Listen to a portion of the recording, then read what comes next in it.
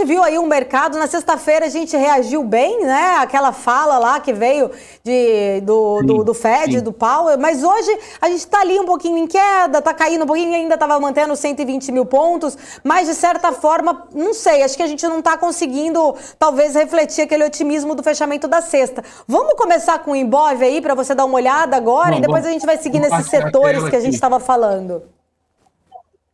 Então, eu até comentei agora, comentei com o pessoal que me acompanha no BMC Now toda quarta-feira, que eu comentei que aqui, né, aqui teria sido um ponto excelente de compra, né, aqui para tomar risco, mas tipo assim, não é compra do tipo, como eu vejo alguns fazendo all-in, ou de repente começar a fazer preço médio porque comprou aqui em cima e quer melhorar a entrada.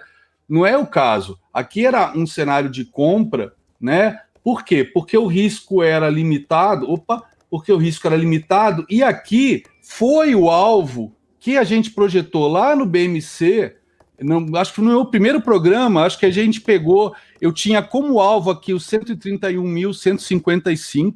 Para a galera que às vezes fala, impossível. Eu trouxe até aqui, quer ver? A projeção que eu fiz dia 17 de março, aqui no 131.155, e aí tinha, faltando neste dia aqui, eu comentei, hoje eu mantenho ainda, dia 7 de junho, a minha projeção como cenário final, antes de uma correção terciária, tá? 131.150, alvo final, e foi lá. E conforme veio caindo, até nos programas lá semanais com vocês, a gente viu esses alvos aqui desses pivôs menores, e depois, quando fez esse pivô maior, que corrigiu aqui 61,8%, né, uma retração de fibra super importante, e aí no dia seguinte confirmou, falei, galera, o alvo agora está aqui na região dessas duas retrações, que é justamente ali os 116, 117 mil, e que vai ser um excelente suporte, está aqui, um formidável suporte. Então, se vocês pegarem um programa na BMC News, vocês vão vendo tudo acontecendo muito tecnicamente. Está muito técnico o gráfico, está respeitando as projeções de Fibonacci com precisão cirúrgica. E aí aqui, então, como eu falei, seria um ponto para botar um pé na água, para quem está fora do mercado, para quem zerou, quem fez caixa durante esta queda realizando lucro, protegendo os principais papéis, principalmente esses IPOs, que teve alguns aqui que nessa queda caíram 40%, 50%, tem que proteger. Não adianta ficar sonhando que que é tudo tech, vai ser a nova Amazon, que, putz, a gente só lembra da Amazon e do Google, mas esquece a Pet.com americana, esquece o Yahoo, esquece a Alta Vista, e esquece aqueles que não foram, né? Então, tem que proteger. E aqui sim, aqui daria para começar a botar, como diz o Buffett, bota um pé na água para ver se não é fundo. Inclusive, parabéns pro Mago de Omaha, pro Oráculo de Omaha, que faz 91 anos hoje. Então, aqui, cravou esse alvo aqui, justamente dessas retrações que era o meu alvo. Aqui era o alvo projetado deste pivôzão de baixa. Então, ele foi lá no alvo e voltou para fechar acima da retração, então foi super importante sinal. Beleza, aqui daria compra. E aí no programa de quarta-feira eu falei, galera, aqui não pode comprar. Por quê? Porque aqui a gente tinha um stop barato e um movimento de correção até a média, né? Por conta da média estar afastada e aqui seu suporte que foi confirmado. Então aqui não era a hora de comprar. Dito e feito, corrigiu na quinta, isso foi programa de quarta, corrigiu na quinta. Galera, aí eu até comentei no meu programa diário, galera, agora ele está corrigindo, isso é ótimo. Vamos esperar ver se ele vai corrigir aqui numa retração, igual corrigiu aqui dentro do diário, para ver se dá compra. E aí na sexta ele salta forte, mas sem corrigir nenhuma retração importante. Falei, putz, aí eu comentei até hoje cedo, eu preferia que tivesse sido alguns dias de queda com pouco volume, né? O volume diminuindo na queda, e por mais que para alguns de repente tenham comprado ia ser mais calor, mas ia ser mais técnico. Ele vinha, por exemplo, até metade desse movimento, perdendo volume, e de repente armava um impulso para subir com força e fazer o pivô de alta. Mas, enfim, sexta-feira, eu acho que a gente teve um alívio aí nas questões fiscais, né? O STF sinalizando na quinta que os precatórios podem ser jogados lá para frente, negociados, que eles vão corrigir os precatórios por IPCA a partir do valor de quando foi criado o teto de gastos. Então seria uns 40 bi para este ano e não os 90, que é o meteoro aí que o Guedes falou que ia acabar com a possibilidade do governo, né, fazer a gestão aí das suas contas e principalmente, que é o mais importante para o governo, pagar o Bolsa Família de R$ 400. Por enquanto, os R$ 300 já foi anunciado, 50% a mais do lado do presidente, e o presidente já, né, falou que o Guedes tem que entregar os outros 50%. Ele quer botar os R$ 400 para compensar a queda de popularidade. Só que isso ferra o fiscal. Só que isso não é importante nem para ele, nem para o Congresso Nacional. A gente sabe como é que são políticos no Brasil. Não importa qual partido, não importa se é executivo ou legislativo, eles querem se reeleger. E o índice de popularidade é o mais importante, não é o índice Bovespa, né? Diferentemente do Trump, que era guiado pelo SP500. Então, não tivemos esse alívio político, né? Não tivemos ruídos institucionais semana passada, que eu lembre, né? Além do próprio STF e Senado se posicionando contra essa crise institucional. Só que a crise institucional, o ruído voltou esse final de semana, né? Com um discurso de que agora em 2022 ou ele vai preso, ou ele é morto, ou ele é vitória. Ou seja, é um discurso, na minha opinião, golpista que traz instabilidade no mercado financeiro, né? Se olhar o SP500, é só olhar o gráfico, isso aqui é indiscutível, não tem o que discutir, não é questão política partidária. O SP500, é o que ele fez, está fazendo nos últimos meses. Olha o Ibovespa. Isso aqui é questão política e incertezas que o mercado detesta. O mercado odeia incerteza, não tem jeito. Então, isso voltou a fazer preço hoje, né? Apesar de lá fora ainda estar subindo, mas lá fora é aquela alta baseada no tapering, né? Vai sair tapering ou não vai? O Powell, né? Apesar dos Fed Boys mais conservadores, os hawks terem dito que vai ter que sair esse ano, o Powell falou nem que sim nem que não, aí o mercado ficou do lado meio cheio do copo. Talvez não. E, pô, foi aquela puxada, né? E aí agora a gente fica na dependência do payroll. Então o mercado lá fora fica com esse wishful thinking empurrando a questão do tapering, que os juros devem rolar no final do ano que vem, ou seja em 2023, não importa. Enquanto ele não tiver no pleno emprego, eles não vão subir os juros, e a inflação está vindo. Né? Mas eles imprimem dinheiro, paciência. A gente não. Quer dizer, a gente imprime, mas a gente não é moeda de reserva. Então, o tapering que é o que está fazendo o preço, porque são 120 bilhões por mês injetados na veia do sistema financeiro. De abril para cá, estamos falando de 2 trilhões de dólares que entraram no mercado financeiro para quê? Para ir para o mercado de ações, para ir para commodities, né? Então, a hora que começar a tirar isso, dizem que vão tirar aí uma ordem de 15 bi por mês até zerar isso, né? Só não sabemos quando começa. Então, lá fora, deu a puxada e a gente não acompanhou. O que pode estar provocando essa queda? Bom, eu opero pelo gráfico. O que está causando essa queda, por exemplo, é que a gente continua em tendência de baixa no diário, tá? Então, uma tendência terciária de baixa, ou já é secundária, né? Pela média móvel de 50, já aponta para baixo também. As médias, para quem nunca me assistiu lá no BMC às quartas-feiras, elas não são mágicas, elas não é um negócio assim místico. Elas são simplesmente um conceito matemático que até agora a gente usa para mapear o número de óbitos contaminados no Covid. Ou seja, é uma média móvel que dá direção. É como se fosse um GPS do mercado, o Waze do mercado.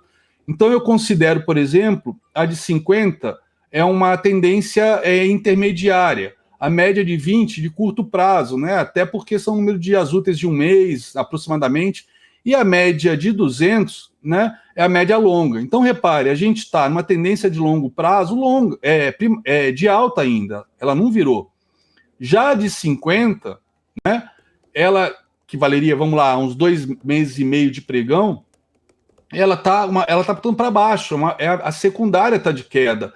e a terciária de queda também. Então a gente tem a primária de alta e duas tendências time frames menores de baixa. E nesse caso aqui, ó, a gente está exatamente, ó, tô testando agora 200 no Ibovespa nesse segundo, no gráfico diário, né? E não rompemos a de 20. Rompemos na sexta, mas tipo assim, ela não está virada. Isso aqui não é um rompimento, né? Rompimento exigiria o quê? Romper a 20 e voltar, testar ela como suporte, já que ela vai ser sempre uma resistência quando você vai testar ela, ó, como foi resistência aqui, tá? E fazer um pivô de alta em cima dela. Aí sim, tendência de alta, primária, secundária, a secundária ia demorar um pouco mais, mas a terciária já ia virar.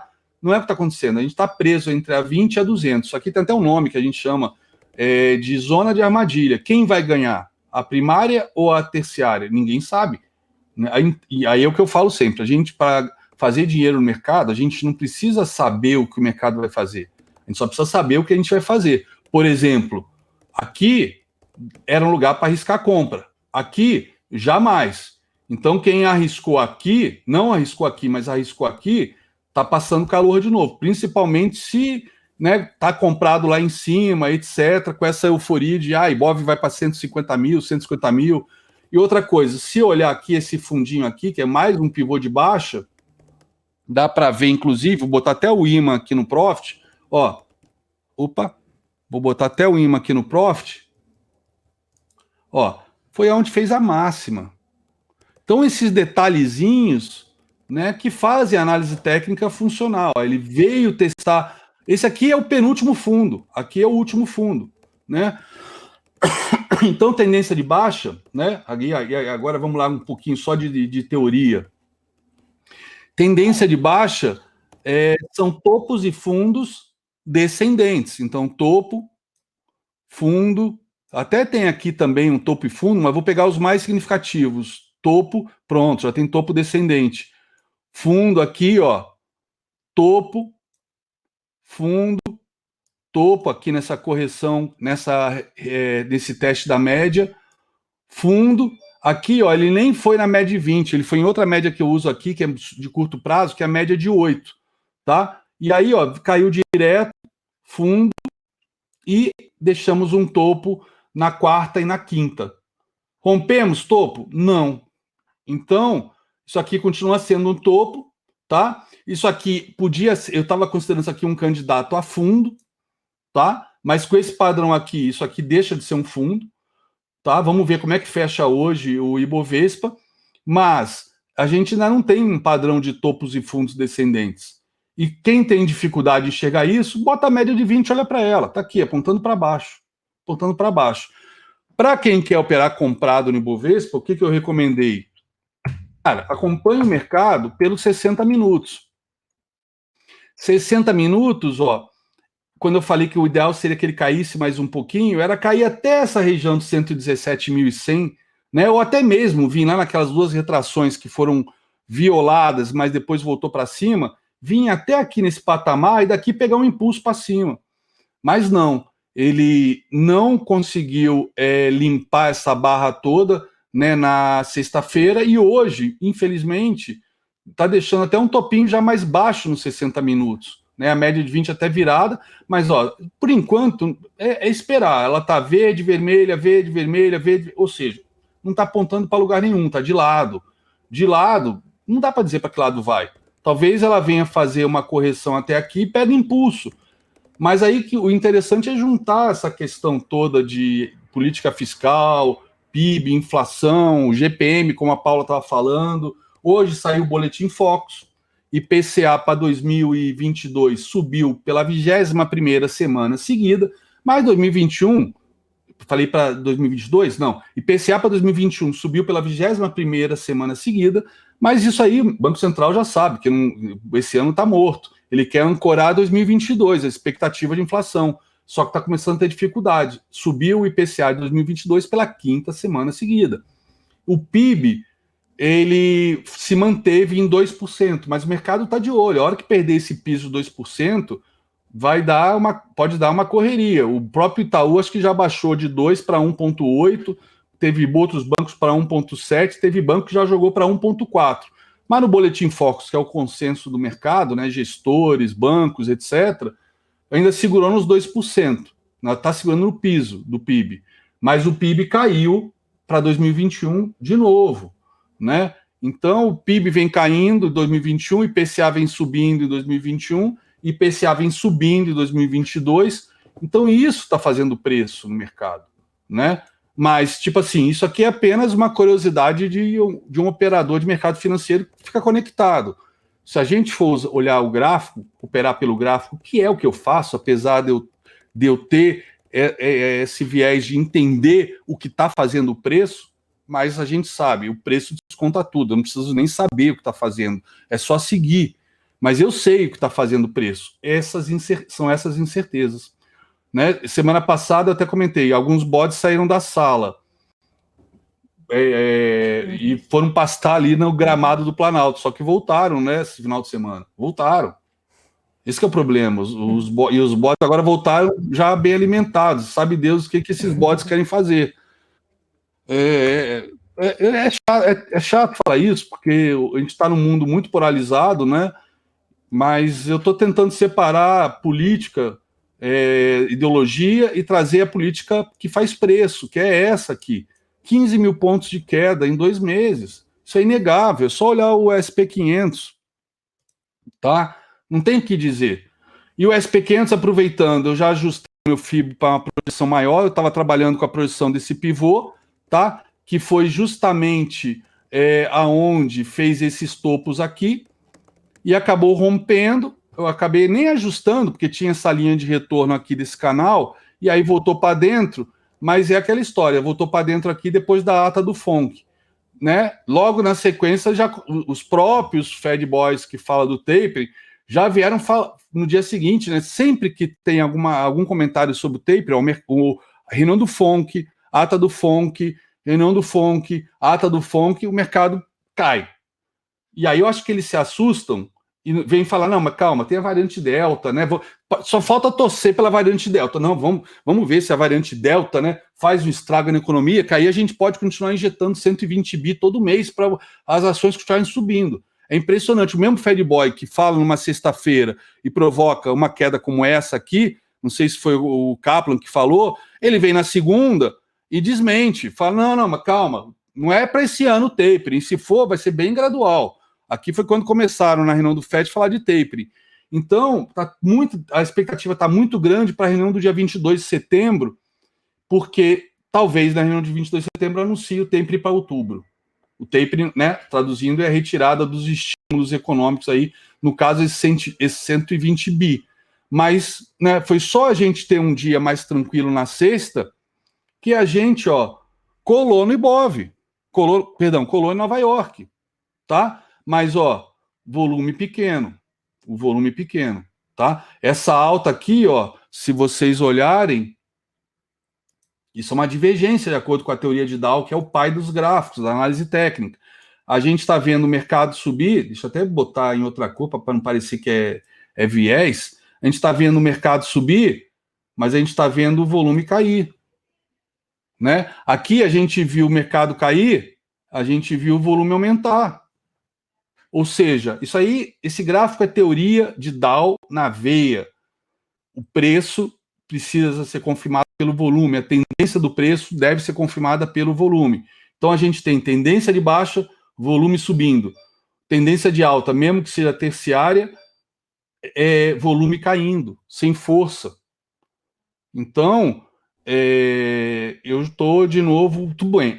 Agora eu não sei o que o mercado vai fazer. Está na zona de armadilha. Eu seria muito liviano se falar, não, vai cair de novo agora até esse fundo, e se perder esse fundo, o alvo é tão. Não, eu não vou fazer isso porque agora eu não sei o que o mercado vai fazer.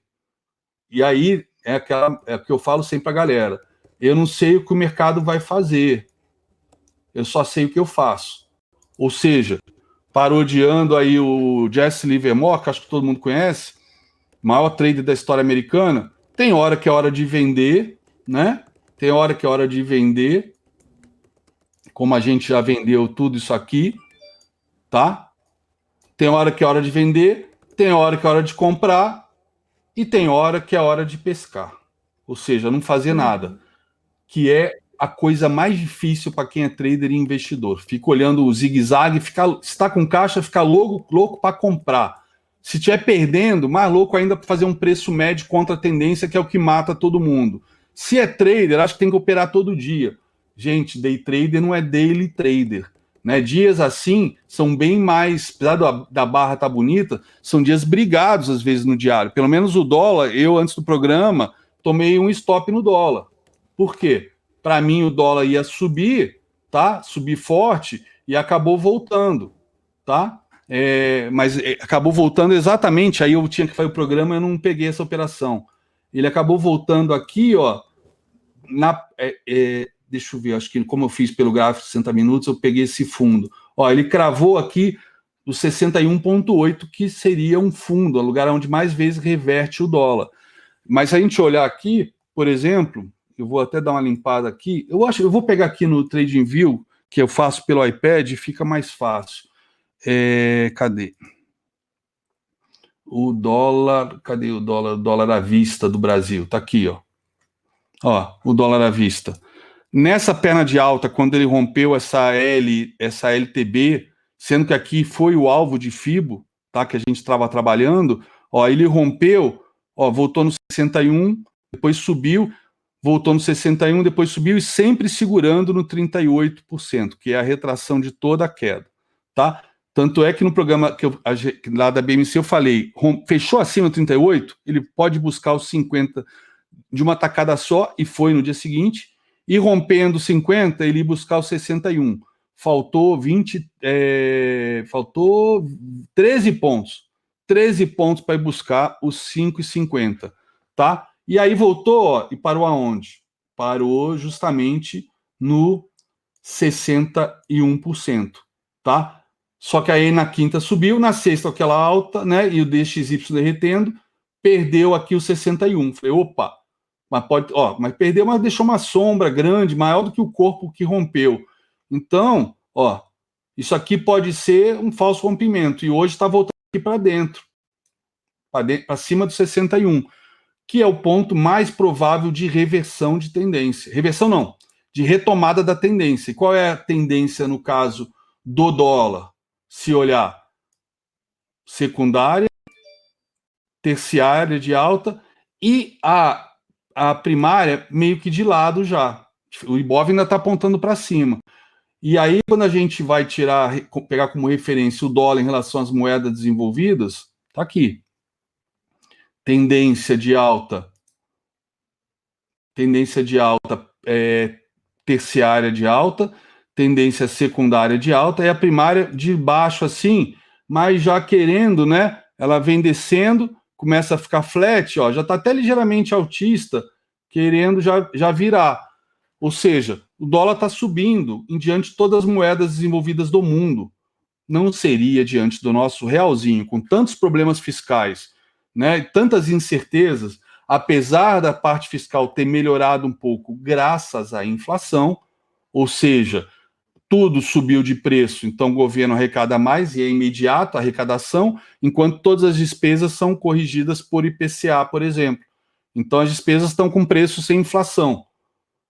As receitas estão com preço com inflação. Então isso aí gerou, se eu não me engano, 9 bi de caixa, alguma coisa assim, se eu não estiver equivocado, se minha memória não falha.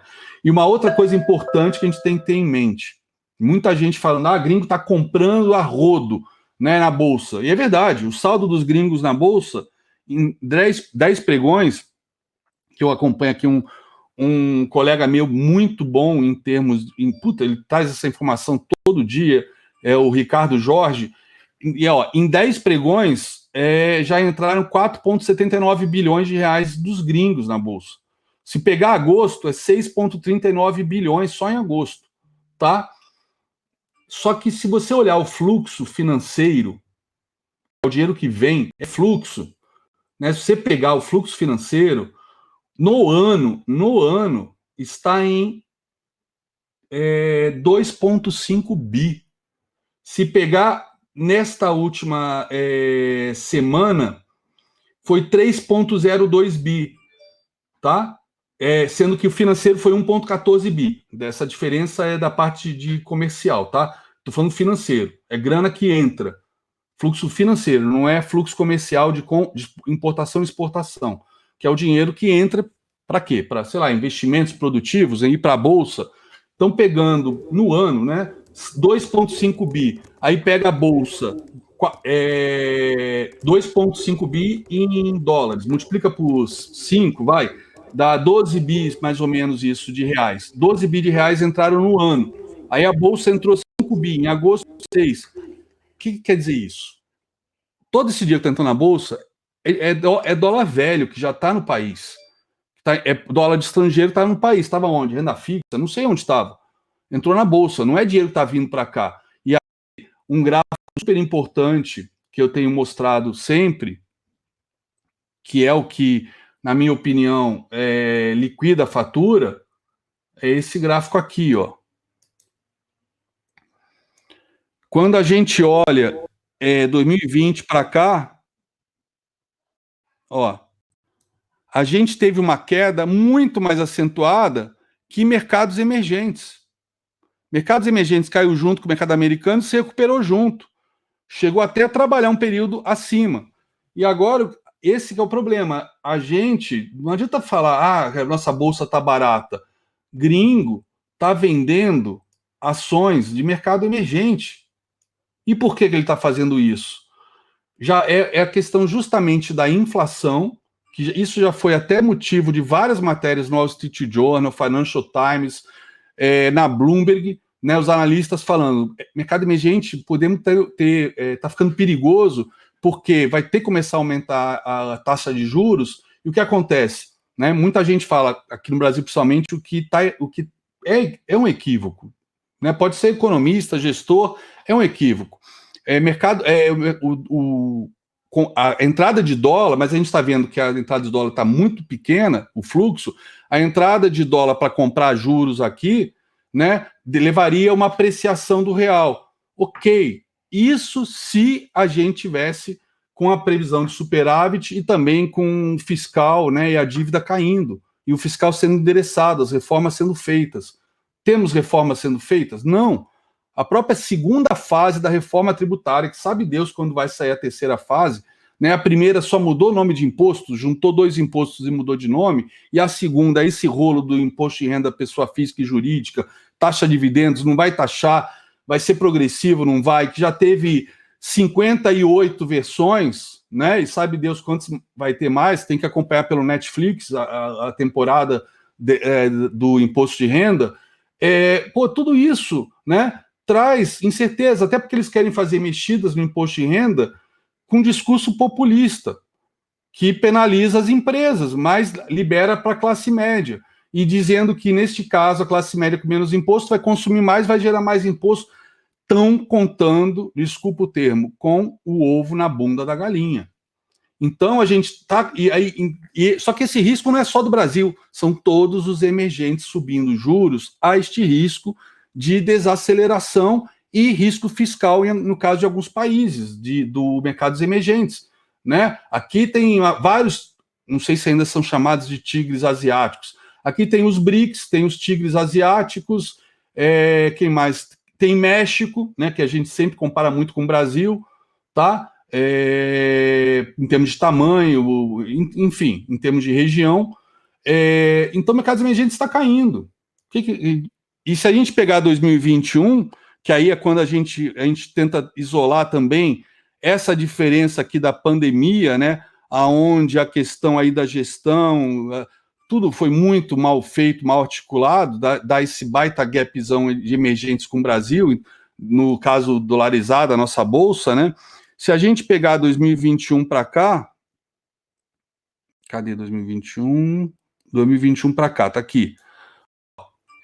Aí a gente vê que a gente ensaiou essa recuperação aqui, que foi os 131 mil pontos, tá? Mas depois, ó, colamos de volta. E agora estamos bem coladinho no mercados emergentes, enquanto lá fora sobe. Né? Bem coladinho. Detalhe, lembrando do gráfico anterior que eu puxei de 2020 para cá, temos aquele gapão que continua aberto, né? Mas agora, pegando só esse ano, ó, estamos todos no mesmo barco. Os gringos zerando mercados emergentes, já indo para a Bolsa Americana, para de repente dar o salto lá da Bolsa Americana para os Treasuries, né, assim que começar o aumento de juros. Né? Deixa eu ver como é que estão os Treasuries aqui de 10 anos. 10 anos, cadê? Saiu do lugar? Onde está? Ah, está aqui em cima. Tá? Ó, os Treasuries. Quinta-feira, por um tris, ele não... Se ele rompe na quinta-feira isso aqui, ele tem um pivô de alta, onde o primeiro alvo está aqui, o segundo alvo aqui no meio, o terceiro alvo exatamente no topo. Por que que eu sei isso de cor? Porque esse movimento aqui ficou cravado aqui, já dentro dessa retração, que foi, na verdade, esta retração, na verdade, era a minha projeção de queda dos juros, e que, como cravou certinho, já virou retração, a projeção, né, deste fundo aqui. Topo, fundo, consolidou, perdeu fundo, tá? Ó, veio buscar aqui. E aqui, esse alvo aqui, que a gente também mapeou e vem acompanhando dia a dia, desde o início do ano, e cravamos a projeção dele, tá? Esse alvo aqui, em janeiro, os economistas, analistas diziam que era o alvo para os treasuries, né? 1,75, foi a 1,77, era o alvo para dezembro. Foi atingido, ó, no dia 30 de março. Aí realmente deu essa puxada forte lá, e aí deu uma corrigida. O rompimento desse topo joga ele para buscar esse topo de novo, e aí talvez até romper, de acordo com a questão do tapering, né? Algum anúncio sinalizando aumento de juros para o ano que vem. Queira ou não queira, a gente falava que o ano que vem está longe, mas está quase chegando lá.